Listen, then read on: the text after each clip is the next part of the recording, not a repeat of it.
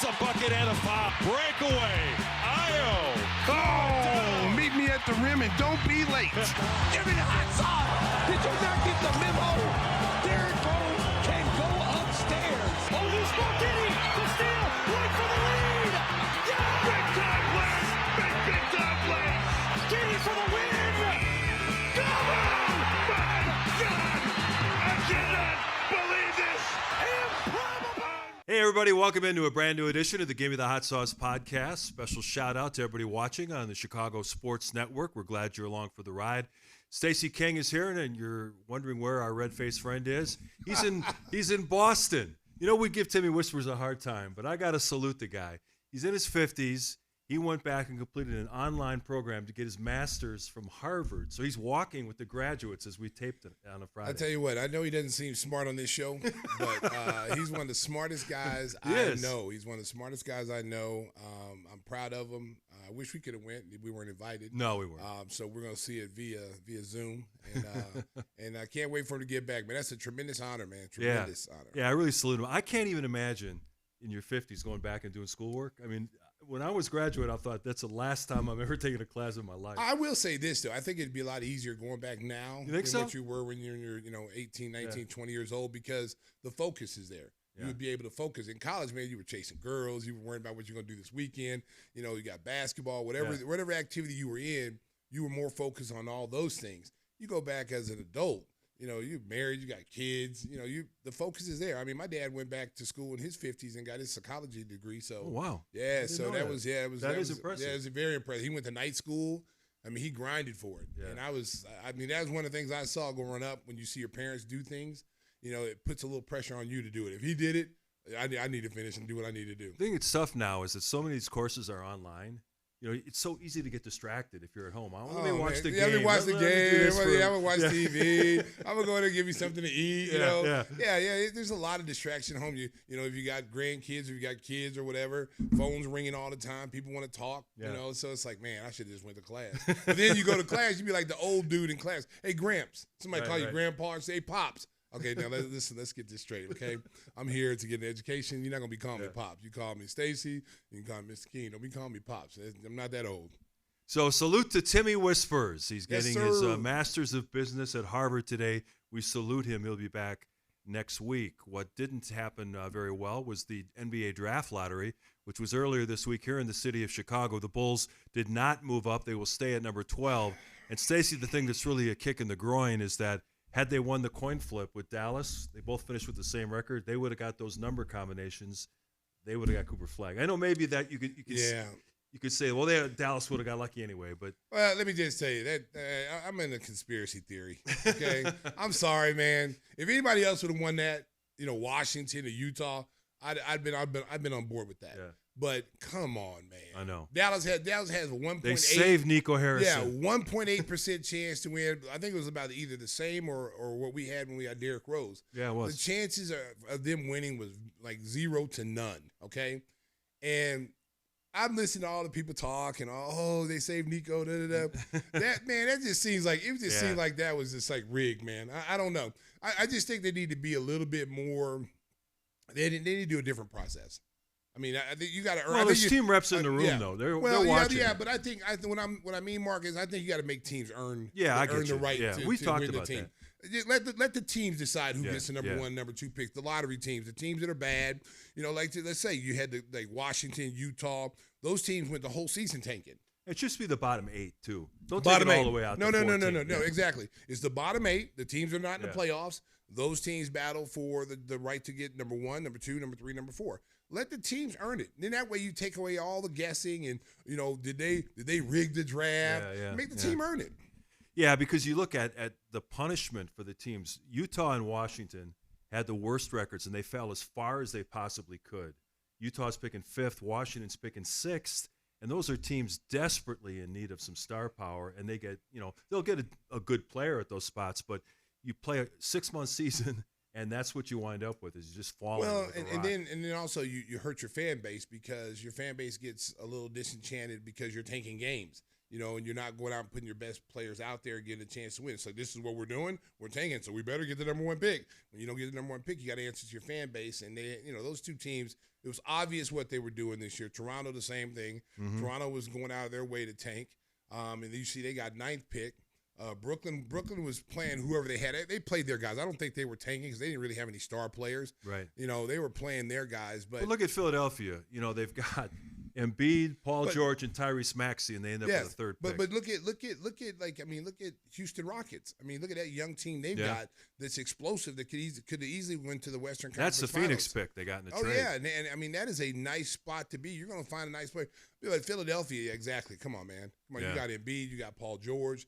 Now you got a chance to get the 3rd pick, which will probably be Ace Bailey. Will probably fall in that spot for them. It'd be a power nice for forward them. that they need. But then again, you also got to, you never know. Philadelphia might make a move to trade some guys, to get some guys out there and say, hey, look, you know what?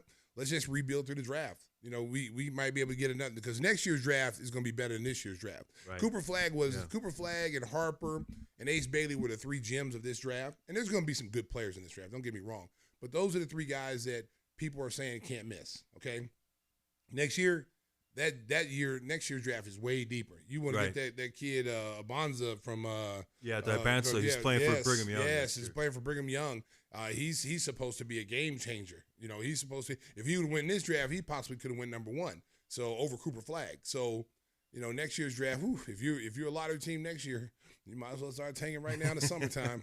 So the Bulls are picking at 12, and most scouts agree that after the first 6 to 8 picks, the draft is going to drop a little bit. You're going to be taking guys based on potential rather than guys that you think are going to be surefire contributors in year 1.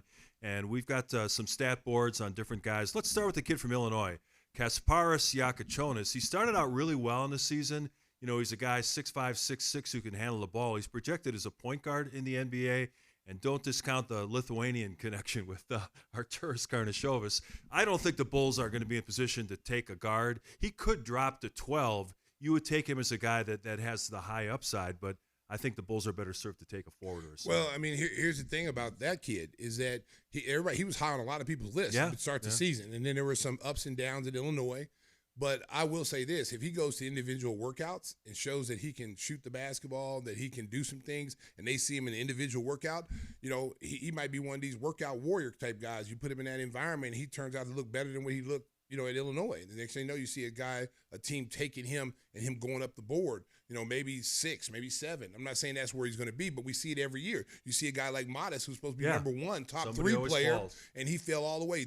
Dalton Connect, who's supposed to be a top 5 pick, fell all the way down to 12th, I think. It was right after Modest. So you never know how this is going to work out. Yeah, so that's a possibility. He was projected as a lock to be a top 10 pick now because he kind of faded late in the year. He could slide, and I heard he didn't shoot the ball that well at the combine, so he may be on the board at 12. What do you got next, Cisco?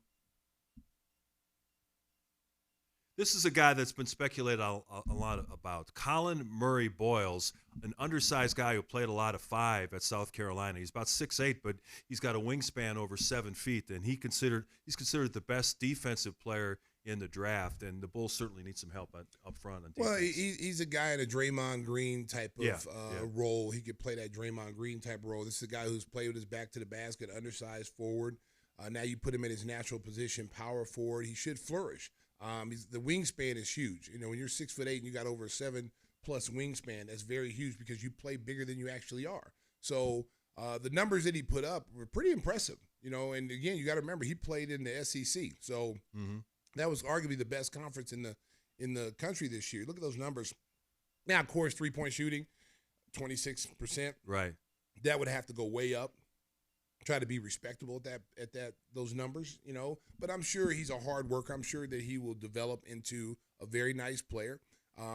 We need size. At the end of the day, if you're talking about needs, unless there's a player that you had on your board that was super high that dropped, like Modest, and it's a guard, then you maybe go out, you go get it. That's why they get paid the big bucks. I just think we need size. We're very small. Had a lot of guards. Now, people will say, well, hey, having all those guards paid off last year because all those injuries we had guards. Yeah, but what the year before it didn't. We had a lot of kids sitting on the bench and not getting developed. Right. Who's to say that's going to happen next year when everybody's healthy and then you don't have minutes for everybody and then people are going to get mad and get frustrated. Who's next, Cisco? Jason Richardson's like son, Jace Richardson. Now, he's undersized. I think he measured like about 6'1.5" without shoes, which is kind of crazy because you don't play without shoes. But, he's a guy that's not a great outside shooter, although he shot 41% on the college level. People like his ability to penetrate, get in the paint. But, again, the Bulls have a ton of guards. Well, and I think the knock on him is his size. Mm-hmm. His dad was 6'6". His younger brother is taller than him. They played with the Boozer twins down in Florida in high school this year, and he's the one they're talking about. It's going to be a real deal. But he's explosive. He's an explosive little guy. You don't know how good his ball handling is because he's never been required to handle the ball at Michigan State. It was always kind of short, dribble here, pass, cut, go look for the lob, come off, catch and shoot situations. Can he play a point guard? Because at this level, he's not going to be a two guard. You have to be a combo guard, and he's going to have to show some ability to play point because at this league, you look at the guards in this league. I mean, you look at Josh Giddey at 6'8". I mean, there's some big Shai Gilgeous-Alexander, 6'6". There's some big league guards in this league now. Yeah, size does matter here. What do you got next, Cisco? Now, I don't think this guy's going to be around. He'll be picked top 8 because he's been working hard, and people have seen his skill set really increase. I think early in the year, people thought he'd be there at 12. He's been too good. I never thought he'd be there anyway because he played on the same high school team that Flagg played on, and Flagg got a lot of attention. The kid McNeely got a lot of attention, but this kid everybody was talking about. Watch him in a couple of years; he might be better than all of them. And then you got a chance to see him in the tournament, and that's where heroes and stars are made. In the tournament. He made that winning shot. He made that winning shot. He wasn't afraid to take that shot as a freshman, 18-year-old kid. Normally your seniors want that shot. This is their last go around. Like if we're gonna die, we're gonna sink the ship. I'm gonna let it be me. I've been here for 4 years. But you got 18-year-old, give me the ball. Hey, Stacey, you mentioned Liam McNeely. Can you call up him? Liam. He's a guy from Connecticut who arrived with a lot of fanfare. Didn't put up huge numbers. You can see his three-point shooting was only 32%, which is not impressive. But people like the fact that he's long, athletic. He's got potential to shoot the ball. I don't know where he fits with the Bulls. I think Modest, like you said, may have served as a 3. Well, the thing about McNeely is that, playing for UConn, you can't really get a gauge of how good he actually is because, Hurley does a lot of different things for everybody. The wealth. Yeah. He shares the wealth. So you don't really know. 14.5 points could easily be 21 points on somebody else's roster. So you got to take that in consideration, okay? It's like all those Kentucky guys playing for Calipari never had big numbers. Never big numbers, but when they come to the NBA, they flourish. Yeah. So you have to look at McNeely. He was a McDonald's All-American. He played with Cooper Flagg and Queen. And he can shoot the ball. He's always shown that he can shoot the ball. Maybe he didn't shoot the ball as well in college, because they play kind of a motion type of game. He may be a catch and shoot. He kind of reminds me of Corey Kispert. Sure, yeah. That's the kind of player he reminds me of. I think he's a little bit bigger than Corey Kispert, but as far as he has high basketball IQ, he can move without the basketball, and you don't know what his ceiling is in the NBA. Is he a role player? Is he a starter, fringe starter? You don't know what his capabilities are until he gets here and what team he goes to because, this is a kid who was at the highest levels. He's been one of the best players at the highest level. So, when you get to the NBA, you think, well, why would that change? Unless he gets into a situation where, a team doesn't know how to utilize him.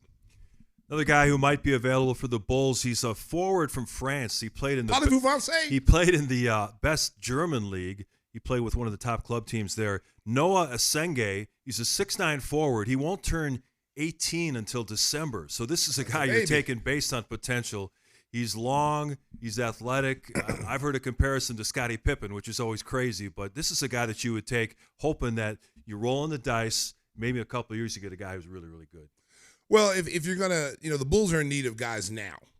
Okay, they need to have guys now. Well, if you're tanking, though. Back in the day, you draft a kid like that and you say stay 2 years over in Europe, and then come over here 2 years when your body's fully – because he's technically 17 years old. So he's still being high school technically right now. So, listen, if you're looking at the intangibles, the size, the length, the speed, all those things right there, you give him an A+.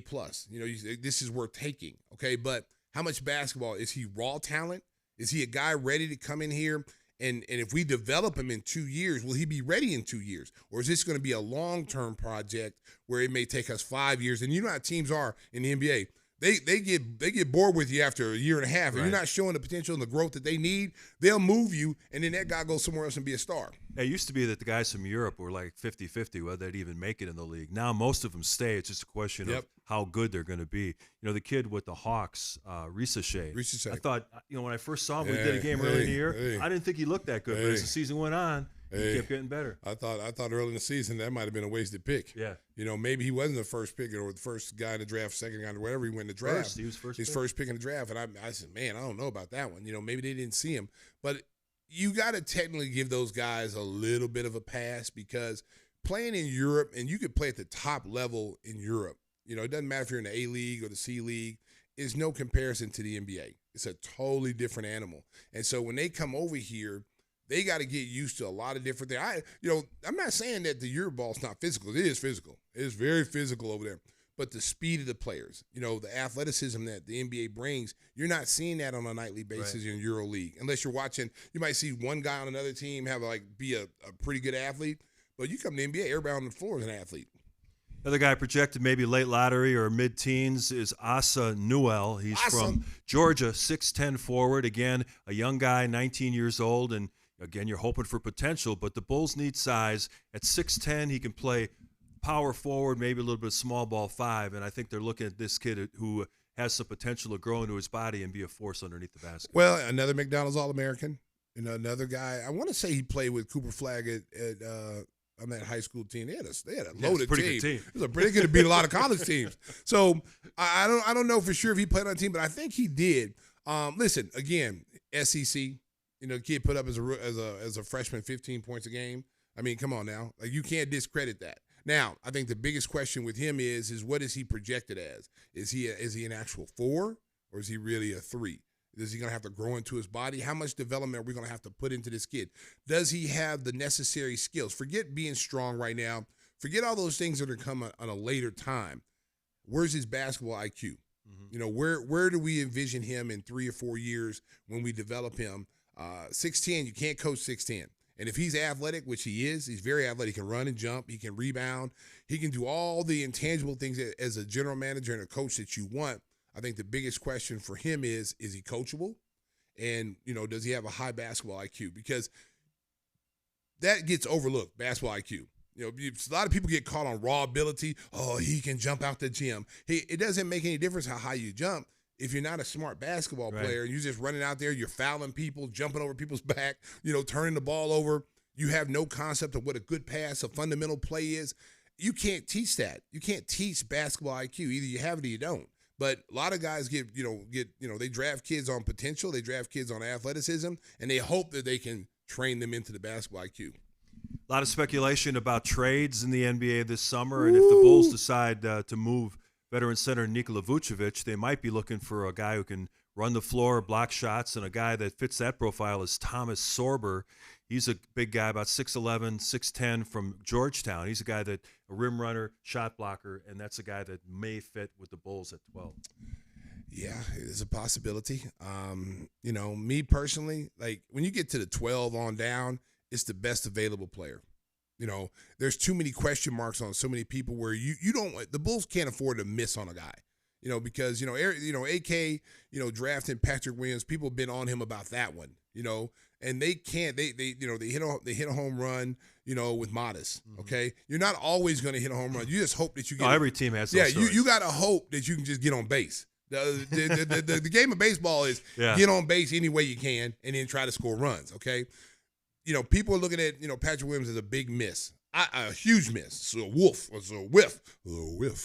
I still believe the kid can play. I still believe, and I'm probably one of the minority of people that believe that. I just believe that he's got untapped talent. They just need to find a way to untap it. You got worked over in the comment section. I know, and you know what? Listen, I told you, Bulls Nation, I'm not giving nobody no F. Okay, I'm just not going to do that because one, it's not fair to those players, and I see them every single day. I'm not going to give one of those kids an F. No, I wouldn't nobody give me no F. Okay, if I see you every day, you gave me an F, I'll be like, man, don't talk to me no more, man. You gave me an F. So I'm not going to do that. Now, that's the fans' debate. That's the whole thing when we have these discussions.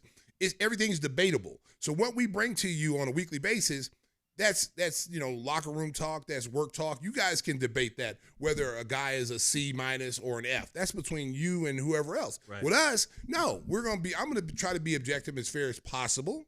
I know most people want to give Patrick Williams an F. I saw some comments where people didn't want to give people A's. Right. I was like, damn, y'all a tough crowd. Yeah. I wouldn't want to be in y'all's class. We mentioned trades, and it's just going to get more heat as we come closer to the draft. Of course, the Giannis speculation is out there. Kevin Durant. Golden State Warriors got eliminated on Wednesday. It was very unfortunate that Steph Curry got the hamstring injury. They didn't win a game after that. And you look at the guy like Jonathan Kuminga, who's going to be a restricted free agent. He has been linked to the Bulls going back a while now. I'm going to tell you something. He fit nicely with this team, I think. I'm going to tell you something. Golden State has misused this kid. Yeah. Okay. Whatever the beef was, whatever, they've held this kid back because he didn't. From what I hear, I don't know. I'm not in Golden State in circles, but I have people in the circle. So what I've heard was they offered him a contract and he turned it down because he felt he was more than that. And they were like, so he bet on himself, and they probably kind of held him back, set him on the bench, benched him. You saw him when they gave him minutes in the playoffs. He made a huge difference in that game. They tried to say, well, Jimmy plays the same position. Man, come on, man. All hands on deck. 15 points. Listen, was not getting big minutes. Listen, when he has played and he's been in the start. Now, listen, one thing I will say about him is he is a superior athlete, okay? But from the outside looking in, some of the plays, now he's in I don't know, what is this, year 4 or 5 for him? Yeah, I think 4. Okay. You want to see some mental development with him. You know what I'm saying? You want to see that he's starting to understand the game, that he's starting to see things. The game is slowing down now because your first year you come in as a rookie, the game is 100 miles an hour. Yeah. It's way faster than I played at elite level college basketball, okay? And when I was a senior. I didn't come in as an 18-year-old. I came in as a senior, 21. So the game was like, it was like the Autobahn. Everything was so, and it was like that for probably until the last 30 games of the year. It started to slow down. It didn't slow down a lot, but it slowed down. Now, my second year, and BJ can attest to this as well, the game really slowed down for us, and we started seeing things differently. We started understanding where we need to be on the floor, our rotations, and that's what with Jonathan Kuminga, that's the only thing that you have to have some question marks about because he played for a good coach, Steve Kerr, and a good coaching staff. Okay, got in the doghouse though. Whatever reason why he's in the doghouse, but he played for good coaches. Yeah. Okay, so and they're a good organization when it comes to development of their players. Okay, you look at guys who have left there, who've only been there a year and played under those guys. You look at Ty Jerome.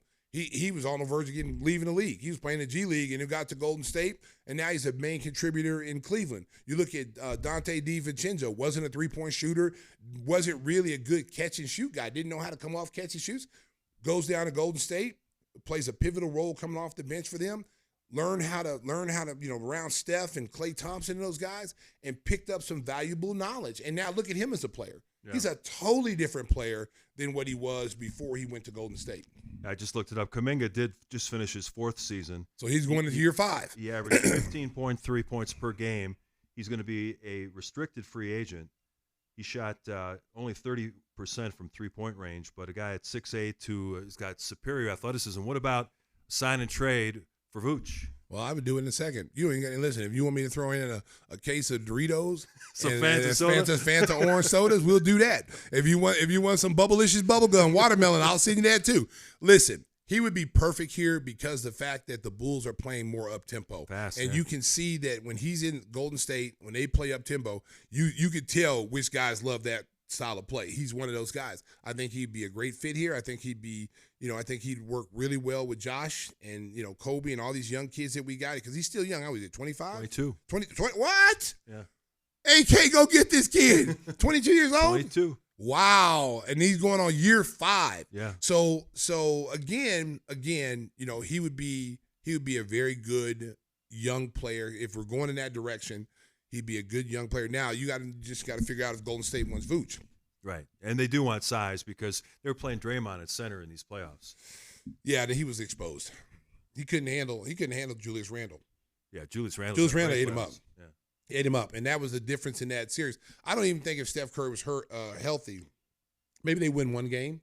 I just don't think that they had enough to beat Minnesota. Let me tell you something, man. Minnesota, and Jimmy was hurt too. He didn't play well. Listen, Minnesota, you got to start giving them their respect, man. Minnesota, they might win it all. Yeah, you know what? I'm telling you, you might want to start giving Minnesota their respect because you're witnessing right now. We've seen glimpses of it. Anthony Edwards is starting to go into that Kobe MJ mode. Killer. Okay? He's a killer. Yeah. Okay? He doesn't care who you are. Yeah. I'm telling you, he's like Thanos, and he's connecting all these Infinity Stones. He got Kevin Durant, you got Booker, you got Steph and Jimmy and Draymond, you got, LeBron and Luka. He's got a bunch of heads. So he's going to the next series against Oklahoma City. And you remember, he might not play Oklahoma City. Well, I listen, I keep trying to tell people. I said that matchup. Styles make fights. Yeah. Okay, that Denver matchup was tough for them because the fact that Jokic does so much, and their guys are not big enough to handle him. And the reason why they won those games that they've won is because the other guys are not able to perform. You got Michael Porter Jr. doesn't shoot the ball well. That's one of your main guys. If he doesn't play well, you don't have no shot. And he seems to play better at home. Yeah, and Denver's beat up right now.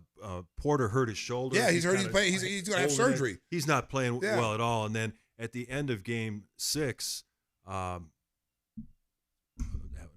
Gordon strained his hamstring, so we don't know if he's going to be able to play. Game 7. But see, this is what Denver. I thought this is a huge mistake Denver made this year.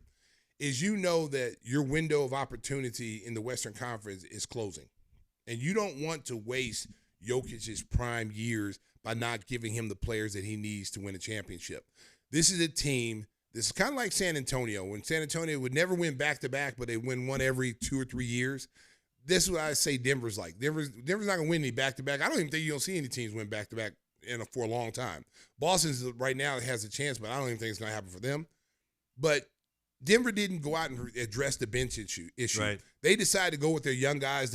When you're a championship caliber team, you can't rely on young players. You can't rely on first and second year players. You got to go. You lose Jeff Green, KCP, Bruce Brown. Those 3 guys were main rotational players for your championship team, and you've never addressed and never replaced them. You think, okay, we got Christian Brown. We'll move him and okay, we replace. But you still have 2 spots. And those guys were so versatile, Mark. They weren't just one-dimensional players. They were two-way players at every position you play. KCP could guard anybody on the floor. Bruce Brown could guard anybody on the floor. Jeff Green, as old as he is, Uncle Jeff, could play 4, 3, 4, and 5. So you had versatility coming off the bench, and you knew those guys weren't going to hurt you coming off the bench.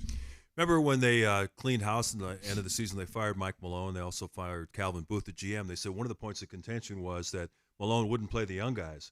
Well, Adelman played Julian Strother yesterday. He came up with 5 threes, 15 points off the bench. And that was a contention that they were playing Westbrook over the young guys. Well, the only thing about that is that, okay, can he do it in Game 7? We'll see. On the road. It's easy for a young player to come in at home. You hit your first shot, you get the crowd behind you, and all of a sudden now your confidence is up. Now, when you got 20-something thousand people screaming, and Oklahoma City's got, next to the Bulls, has some of the best crowd people. They love their team, and it is going to be loud. And I've seen Denver kind of rattle. They've already won a game in there, right? Did they win that game too?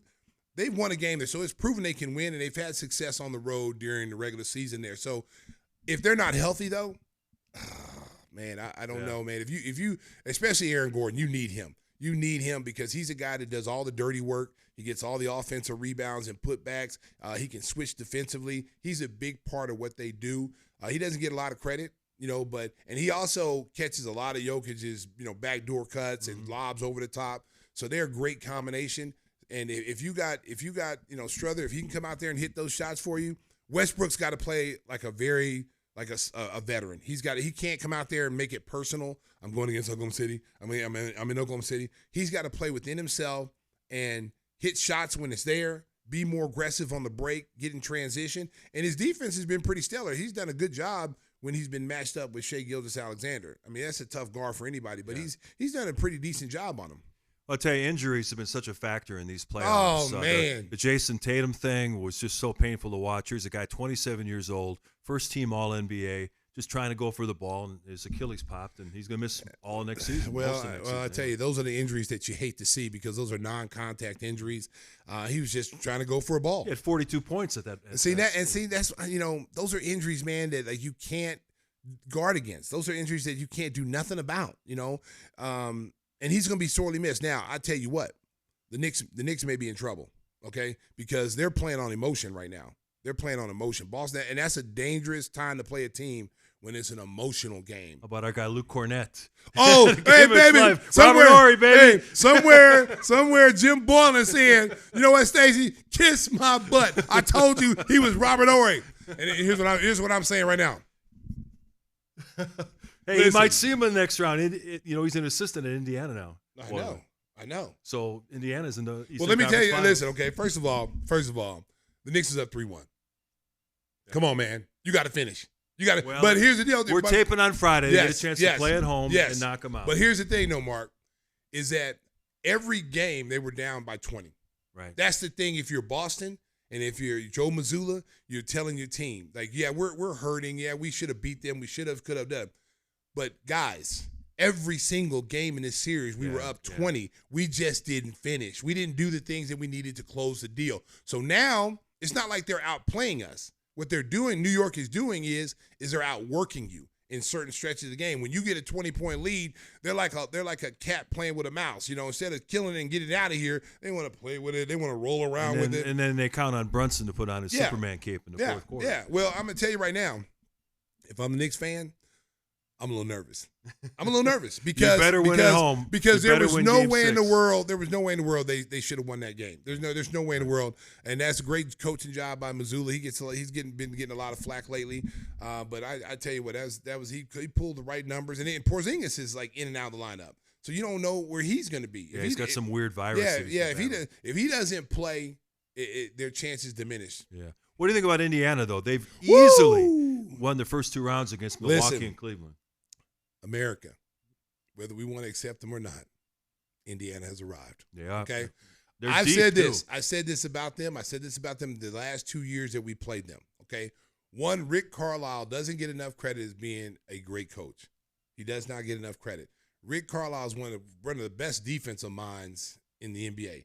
Like if I was a head coach, a young head coach, and Rick Carlisle was out there and he was just sitting at home, I would hire him as my defensive coach because he's one of the best at defensive scheming. Their draft picks they've hit home runs with every draft pick they got. Yeah, they have. A lot of these guys weren't stars in college. They were guys that went to good programs and played for good coaches that have high basketball IQ and love to play defense. Hard-nosed guys. And they traded for Halliburton, traded for Pascal Siakam. And you also got Obi Toppin, that you got in there. So they got the right pieces for their team. They didn't trade away Miles Turner. That was one of the things they were trying to do. Oh, trade away Miles Turner. Everybody wanted them to trade away Miles Turner to get to the pick. No, they stayed with Miles Turner, and it turned out to pay big dividends because now you got not only do you have a rim protector, you got a big that can switch out and guard smaller players. He's athletic to do that, and he also can knock down threes. What you're seeing with Indiana right now is a 90s-style basketball team. In New York, those two teams have brought back 90s style basketball where they do it on the defensive end. They're gonna get in your head. They frustrate so many teams by the way they play. I mean, Cleveland got talked out of the game. They completely lost their mental focus in game 1 and 2. And yeah, they had some injuries. Darius Garland was hurt, Mobley was hurt. But they did come back in the series, and they weren't the same team. And so it makes you wonder, like, well, with some of these teams who had, Cleveland front runners, how in the hell did you just falter in the playoffs? You had home court advantage. You had yourself being in the Eastern Conference Finals, and then you look around and you give up game 1, and Indiana easily won those games. Oh, I know. Yeah, easily. They were both dominant. In 5 games. It's been something. You mentioned 90s basketball, the great memories of Reggie Miller and Patrick Ewing and John Starks and all those That's guys. why you want to see. That's why you want to see Indiana and New York play. Yeah. Because here's what you have, America. You have 2 teams that are killers. They're if you fight them, you better bring your lunchbox. Okay, teams are finding this out now. Knicks ain't gonna give up. You got to kill the Knicks. Okay, they just keep coming back like Jason Voorhees. Just when you thought they were dead, they're coming back. Okay, Indiana. Just when you think they're done, they're coming back. Yeah. So now you got 2 teams who refuse to lose. They do not want to lose. So now you get into this series. It's gonna be a hell of a series. It probably goes 7 games. And if New York beats Boston, it probably goes 7 games.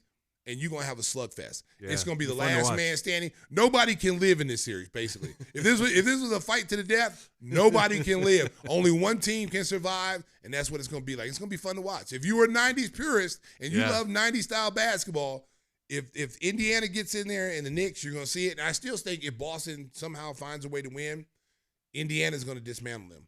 They're going to go to the final. Yeah. You may see an Indiana, Minnesota, or Indiana, Oklahoma City final, and that it's not going to be sexy. No, it's not going to be networks sexy. Won't love it. But it'll be good basketball. But it'll be good basketball.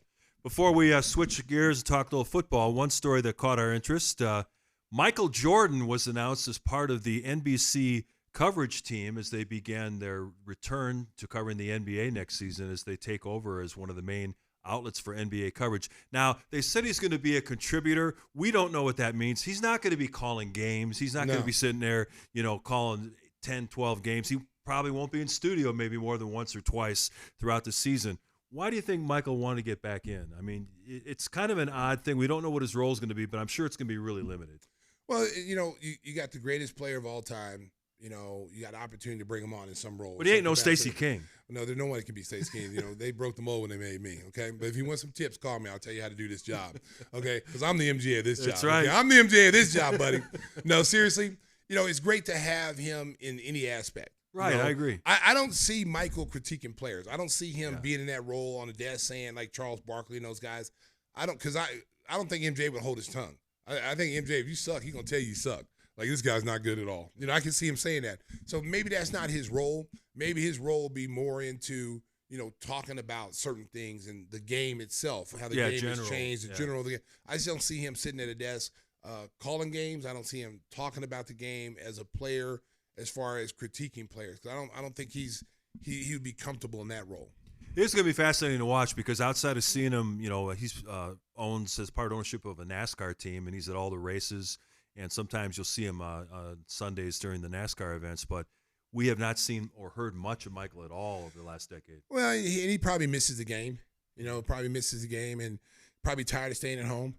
His wife probably got him cutting the grass, doing all kind of things. He said, "Man, take the hell with this." If Michael's cutting the grass, you got to scoop there. Listen, Stacey. He taking the kids out. He taking the kids to go get ice cream. Take them to the park. He's like, "No, man, walking the dog. I need a job. Yeah, I need a job, man. Whatever y'all got me, I'll just show up and just say, sometimes I dream. Y'all can play that. Y'all can play that commercial. I'll just say, that's me, guys. That's me." So, Michael, if you're out there, Stacey's willing to give you some pointers. Hey, best in the business. Come talk to me, MJ. Come on, give me the hot sauce. MJ, we can talk you through it. We can talk you through it, baby. Come on, baby. Hey, football's next. The schedule is out. The Bears have find out who they're going to play, and it's the second toughest schedule in the league. We'll talk about that and more when Gimme the Hot Sauce rolls on. But first, we want to talk about our good friend, nationwide agent Jeff Vukovich. He'll take care of all your insurance needs, auto, home, and business. Make sure you reach out to Jeff. He's a loyal Chicagoan through and through. You see him at all the big games. You can contact him at jeffvuk.com. The phone number, 847-825-4783. Stacey, how about a jingle? Nationwide is on your side. Nicely done. Contact our good friend Jeff Vukovich. Coming up next, we talk a little football and Give Me the Hot Sauce. We're back on Give Me the Hot Sauce. Besides the NBA draft lottery and the playoffs going on, the other big sports event from a national perspective was the NFL schedule release. It's crazy now. Every team's social media department has a special video put together on the games coming up. You know the teams you're going to play. That's announced when the season ends. But the Bears in the NFC North, I think the winning percentage of their opponents next season is like 57%, the second toughest in all of the NFL. And you'd think they finished in last place. You're supposed to give a benefit to the last place, but it certainly didn't work out that way for the Bears. Well, I don't know how they pick these schedules. Again, I kind of think of how like the NBA does it too, because the Bulls had a crappy schedule this year.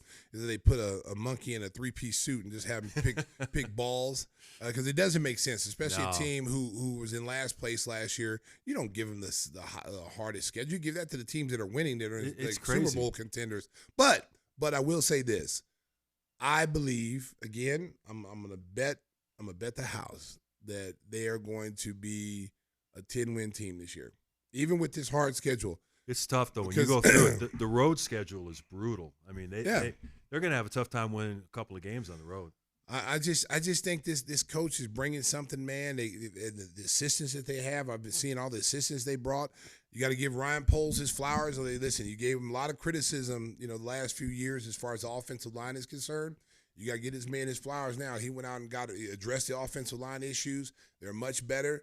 They got a receiver, Burden, from Missouri, who should have been a first-round pick, who slid down. The Bears were able to get him. He's going to immediately fill into that Keenan Allen role where he's going to be a slot receiver. Right. And he's going to be a guy that's going to take advantage of the matchups. He's going to be a guy that's going to be able to stretch the field. Keenan Allen wasn't able to do that. He was more of a possession receiver, to bail, Caleb out, get him, move the chains type of guy. But now you got guys, the whole receiver crew can take the top off So he's one of those guys.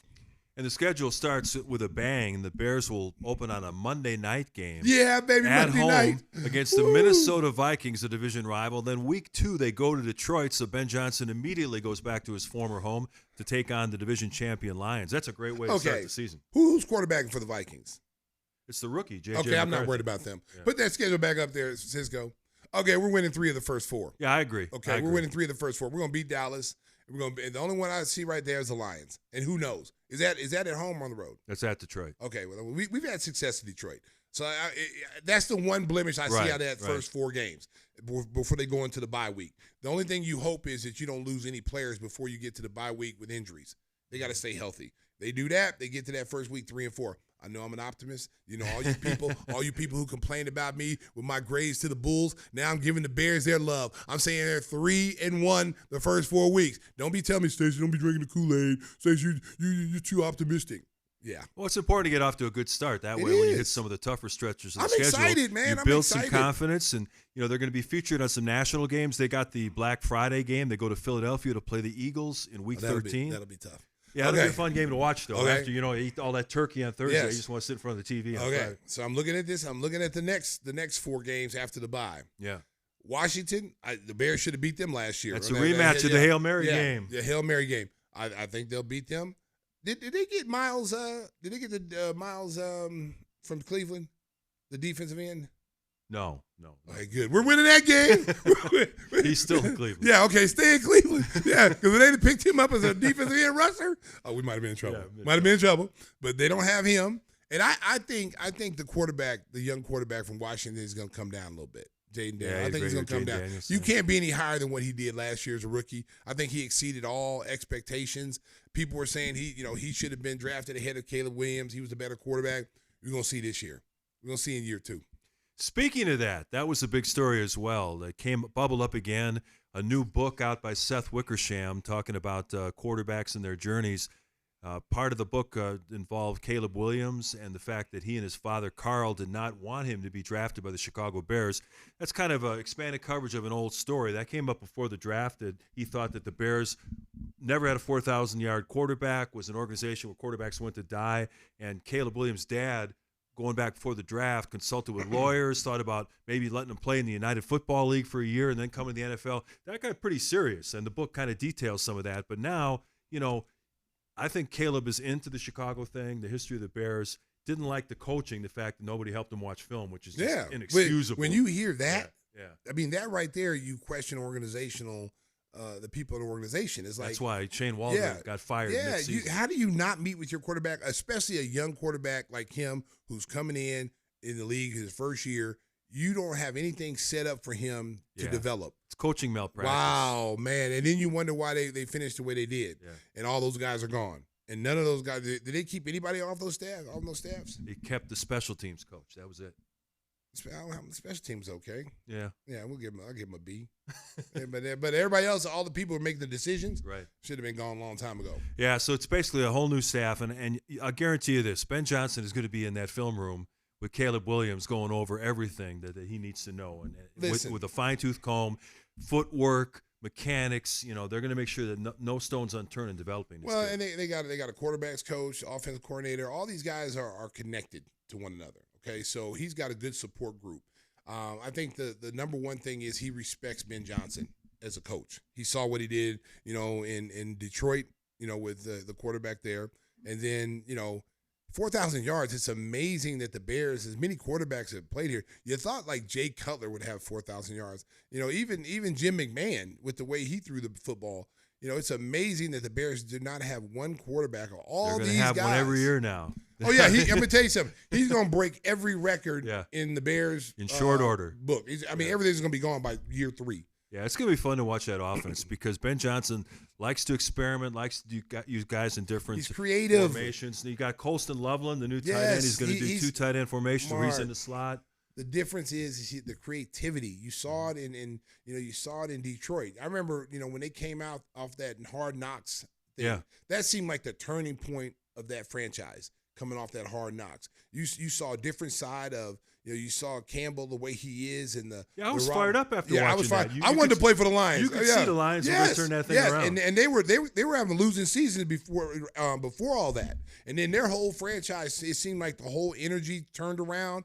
They got all the malcontents out of there, got guys in there that want to play football. They put the right coaches in the right position. Here's a guy right now, Ben Johnson, you were wondering if he was going to if he even wanted to come to the Bears, because there was talk that he didn't want to come here either, because it's like, oh, this is a dead end situation. I'll be fired in 4 years. He was looking for a better situation. But then how you going to pass up being in a big city like this? How you going to pass up being in a storied franchise like this? And then you got a young quarterback. Because if I'm an offensive quarterback, who's the quarterback? Before I even go there, who's the quarterback? Yeah, of course. Okay, because that's the guy that's going to be running my offense. And he looked at Caleb Williams, and especially looked at him on film. I'm sure while their season was going on, he was looking at film of Caleb Williams. He knew that job. He knew that job, and he's like, man, I'm getting this kid. Didn't take long. Nope, didn't hesitate. First day. And he came here. He came here at that press conference. Yeah. Man, I thought it was Dan Campbell. He told his agent, get it done. Rah, rah, rah. He knew that, one, the Bears always had a good defense that was already in place. You maybe had to tweak some defensive rushers or whatever, defensive ends. But you got a generational quarterback here. You can't say that in every organization. You might get paid more money to be somewhere else, but that quarterback situation, man, I can't go to that. My life is going to be married to this guy for 4 or 5 years? Oh, absolutely not. The other big Bears-related story announced on Friday is that they've going to focus all their stadium efforts in Arlington Heights now. They've basically given up trying to come up with a plan that would work along the lakefront in Chicago. So they had owned that Arlington Heights property for a long time. Of course, they tore down the old racetrack and the grandstand there, and I think now it's full speed ahead. The great thing about it is it's such a big area. You can put up hotels and restaurants, a whole fan experience out there. That would have been the smart play from the get-go. They should have already just looked at the situation. I know they want to stay downtown. I know they want to stay in the city, because that's where they've always been. But, you got to change with time. You got to look at, how much can we put in a certain situation? You're very limited in the city. I mean, you're very limited. There's not a lot of space around. So, them going to, Arlington Heights is huge. Because a lot of their fan base is out there. A lot of their fan base is up north. And there'll be hotels there. People can make it a whole weekend experience. Exactly. So now the door opens if the Bulls ever want to move down into the city, and who said they can't. Where do you want to move? I don't know, man. Hey, listen, wherever the Bears didn't want to go, let's go there. Let's build us an arena. We'll be right there. Put us downtown in the city. Oh, baby, they're gonna turn attention to the Bulls. Watch what I tell you. Hey, Bulls, do you guys want to move down here to the city? The Bears, they didn't want to do it. So we got the land right here. Stacey's already got these plans built out for decades to come. I'm looking in the future, baby. Shaker. Look in the future. All right, so before we get out of here, no whispers today. So just no Stacey whispers. and I, and we've both picked a video to watch that is kind of different. Usually we're in the action theme or some kind of intense stuff. We both got comedies this week. Yeah, I started watching White Lotus. I started watching it the very first time, with the first season, and I kind of got bored with it. And then somebody put me onto it again and said, hey, man, you got to watch White Lotus. I'm a big fan of the guy right there, Walter Goggins. Yeah, he's great. Whatever show anything he's in. Did you see Vice Principals? Yes. That was great. I love him as an actor, man. I mean, I remember watching him in The Shield. I mean, he's been in a lot of different things. He's always been a character actor. Yeah. But he's starting now to get more media roles, and that was that what I'm seeing so far is a pretty good show. Yeah, I just finished up a show on Netflix. It's called The Four Seasons. It's basically a remake of a movie in the late 70s that Alan Alda and other actors of that time were in. And Alan Alda is the executive producer of this. You see some people from Saturday Night Live. Will Forte, Tina Fey is in this. Steve Carell is in it. Really, really a fun show. It's basically three couples who take a vacation together throughout the year. Spring, summer, fall, and winter. They go to a different location, and they basically shared their lives through it. And Steve Carell is a guy who gets midlife crisis, dumps his wife for a young girlfriend, and it creates all kind of tension within the group. So it's a fun show to watch. Only 8 episodes. It's a fun, easy watch, and I guess both Stacey and I were looking for some laughs this week. Yeah, you know what? Hey, it's a beautiful day out there today. The sun is shining. It's supposed to be a beautiful weekend. I'm looking forward to the weekend, and like I said, it's just it's I've been kind of confused. Like I'm so used to doing something on a schedule, with the Bulls and everything, and now that we're off and there's nothing else, it's just kind of like, what do you do? It's like, man, there's nothing to do, And so I find myself doing, yard work or, I had listen, America. Listen, I had a catastrophe today. I almost didn't make it to the show. Yeah. I had my washer, my downstairs washing machine flooded because one of my sons did something to it. He's yet to tell me what he did, but he did something to it, and it flooded the floor, and it was ugly and nasty. So those are real life problems. Real life problems, So we're not all Michael Jordan. We're not all those guys. We have people. We have maids and butlers. So he had Michael cutting the grass, which I'm still trying to visualize in my mind. Listen, I shovel snow too. Okay, I'm a true Chicagoan, baby. Okay, I cut grass. Well, no, I don't technically cut grass, but I do shovel snow, baby. I do shovel snow. Tim didn't believe me. Tim's like, I know. Tim, you don't shovel snow. It's really a small area that I have to shovel, but I technically shovel. Hey, another thing that's happening this weekend, the WNBA season starts. And I'm anxious to see it. Chicago Sky are in Indianapolis. They're going to play Caitlin Clark, Game 1, nationally televised on ABC. And Caitlin Clark has taken the whole country by storm. You can make the argument she's one of the most popular athletes, men or women, in the entire world. She is their Michael Jordan. She's the face of the WNBA. Whether those girls want to admit it or not, they're not only here to see her, they're to see us, as Angel Reese said. No, they're there to see Caitlin Clark. She went back to her college to play a exhibition game against Brazil, and 20,000 people showed up, filled the whole Carver Hawkeye Arena just to see her. And listen, WNBA needs to ride that wave, man. When you got this group coming in, Paige Bucher's coming in, you're gonna have Juju Watkins coming in a couple of years.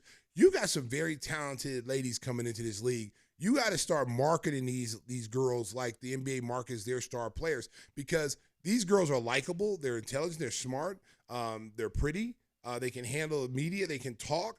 You got to start marketing your players individually, not just as a team, because so long they market a team that's dominating, whether it been the LA Sparks or whether it be Seattle Storm. Now it was the Vegas Aces. They marketed the whole team. No. You need to talk to me. We need to scrap the way you've done things. If you want your league to take off, you need to start promoting individually. There's a lot of women in that league you can promote and help your league out. Yeah, and when Caitlin Clark and the Fever come to Chicago, they're going to play that game at the United Center. I'll be there, baby. It's not going to be at Wintrust Arena. There's going to be a big crowd to watch Caitlin Clark. I'll be there, baby. Right now, the Fever are listed as, I think, the second favorite in the betting odds. The New York Liberty won the championship a year ago. They beat the Minnesota Lynx, and the Fever are tied with Las Vegas as the second choice in the gambling odds. Mark, they're a much better team than they were last year. They got some free agents. They went out. Listen, that's the power of Caitlin Clark, because when you get people coming from other teams that were star players, they want to come play with this girl. Yeah, she's a draw. It's not the fact that that she's any different than anybody else. She's talented. She gets assists. She makes her teammates better. And Indiana finally woke up, because last year the team they had around her last year was just terrible, and they took a beating from that. And she carried that franchise. Now you got her some help. Now you got a legitimate chance to win the WNBA championship with the right players around her. And you could be looking at a team that's going to win 2 or 3 multiple titles. And the Sky are going to be nice this year. They got a good young team. They brought in Courtney Vandersloot's back as the veteran point guard, who's going to finish her career where it started in Chicago. Good. And they drafted Haley Van Lith, who played at a couple different programs. She's spunky. She'll shoot the ball. She'll get in your face. She got some moxie. They're going to be a feisty team. I don't know if they're much more than a 500 team, given the quality of the league. There's 12 teams in the league. 8 teams make the playoffs, and they're going to continue to expand. They increased the schedule this year from 40 to 44 games. I think the Sky's going to be a fun team. They got Tyler Marsh. The sky's the limit. The new coach. There you go. The sky's the limit. That's the slogan. It's a slogan. And they need Angel Reese to step up this year. Right. She has to have a huge jump in year 2. She's got to be a little bit more versatile. I saw a preseason game where I saw her. She's handling the ball a little bit more this year than she Bang! did. Hey, America, I don't know if y'all watch those videos of Angel Reese. They have this video on our Instagram where they have all her missed layups that she's had throughout the year, this summer, whatever. And every time she misses a layup, the guy goes, and Angel Reese goes in front, bang, bang. And every time she misses a layup, the person yells, bang. It's really funny. It's hilarious. And I feel the guy was in a shopping one day. He went and got some Angel Reese's Puff cereal. Yeah. And he shot it into the basket. Angel Reese going from the outside, bang, and he misses. He missed like 10 boxes on the floor. The guy's hilarious. I don't know his name, but the guy's hilarious. But I need Angel Reese to step up this year. She's super talented, and I think in her rookie season, and I'm just from an outside looking in, I thought she got caught up more in the off the court stuff. Trying to be a celebrity instead of trying to. First of all, you got to this point by playing basketball. Basketball brings everything else. Okay, Caitlin Clark understands that. Caitlin Clark knows she loves basketball. Basketball's her life. Okay, so she's from Iowa. She's all about the hoops. She doesn't really care about all the other extra stuff. So that's why she's exploding, because she doesn't care about all that. She's not self-promoting herself. I'm Caitlin Clark. I'm the best. No, I'm just part of the organization here. I'm part of this, and that's why you like her. That's why they got to start promoting them. The Indiana Fever posted a picture of two of their new players on social, and they both had really dark suntans. And Caitlin Clark responded, maybe she'd be in the gym instead of getting suntan. Oh, wow. Oh, wow. So she already called. Yeah. Well, year two, she calling people taking out. Over. Maybe you should be in the gym. Because when you see Caitlin Clark, she got a little pasty. She ain't out there getting tans. She out there, boy, you talking about white bread? She white bread. She ain't out there, Mark. She ain't out on the beach. She ain't tanning. No, she's in the gym. You don't see no bikini lines on her. She's in the gym. She comes out. She looks like she been in the winter all winter. She ain't come out with no sand. And a whole summer, it'll be August, and she'll still be pasty. So check out the Chicago Sky, the WNBA getting going. The sky's the limit. Yeah, it's going to be a lot of fun to watch. watch. Y'all can use that slogan. You can use it if you want to. Okay, I'm giving it to you. That's my little catchphrase. The sky's the limit. Stacey King is creating it right now. Give me the hot sauce. We do that here. So you can use it. And just make sure you give me and Mark credit. There you go. And when Whispers comes back, we guarantee he'll be all red. He'll be sunburned. He might have been in Boston. But he'll have a master's degree, baby. There you go. Walking with the graduates in Harvard. Timmy Whispers. We knew him when. Well, enjoy your weekend. We'll be back with a new show next week. And until then, drive home safe in Chicago. He didn't come for the massage. He came for the facial. Don't shoot him. Does anybody know how to post videos to Facebook? There's a block party. Why didn't get the invitation? That's a huge three. Mustard. Lonzo left alone. Able to swerve, bend that corner. That's the last time I'm going to see it. Williams straight on.